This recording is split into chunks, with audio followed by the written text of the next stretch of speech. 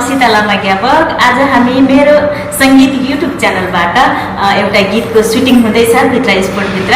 So हामी यो sport हलमा छौँ र आजको गीतको सम्पूर्ण जानकारी तपाईँहरू समक्ष लिएर आउँदैछौँ।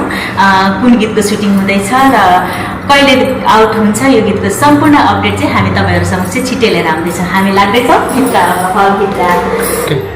सो गाइस, आज जो गीतका हामीले कुरा गरिराखेका थियौँ त्यो गीतको स्वयं गायक हुनुहुन्छ अनि त्यही गीतका हाम्रो मोडल हुनुहुन्छ। नमस्ते, स्वागत छ।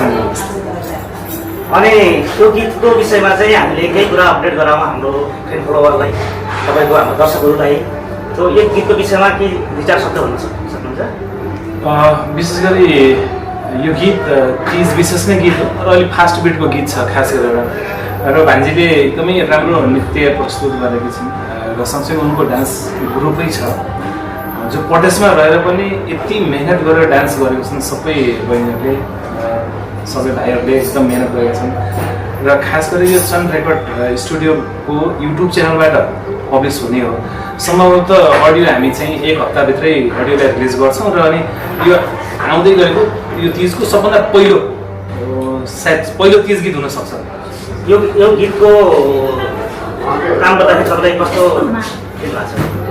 अब यस्तो हो, यो गीतलाई मेरो थुप्रै गीतहरू छन् होइन। अब यो थुप्रै गीतहरू हुँदाहुँदै पनि मलाई यो गीत विशेष गरी मेरो लागि विशेष बनेको छ। एक त कल्चर गीत भयो 30 विशेष कार्यक्रमको लागि, अर्को यो गीत गर्दा मलाई यति खुसी लागिरहेको छ कि सायद मैले अहिलेसम्म गराएका जति पनि गीतहरू छन्, स्लो बिटका 30का गीतहरू गराएँ, दसैँ तिहारका गीतहरू गराएँ, सबै गीतहरू मध्ये यो मेरो लागि विशेष गीत हो।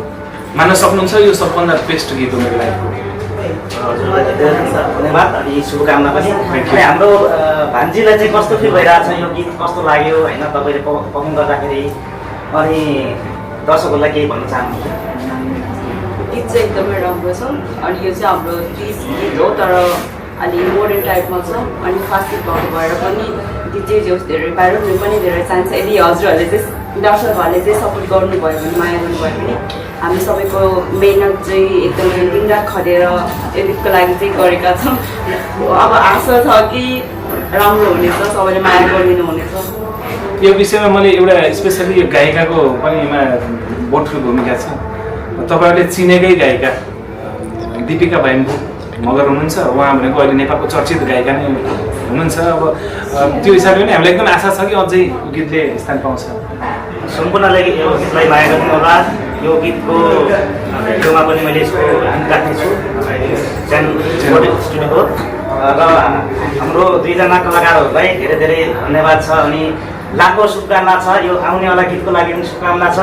अनि सम्पूर्णले मेरो सङ्गीत युट्युब च्यानललाई सब्सक्राइब गर्नुहोला, यस्ता भिडियोको लागि फलो गर्नुहोला। अनि टेकु खत्री पेजहरू छन्, पेजमा पनि जुटिनु होला। हस्त, नमस्ते, धन्यवाद।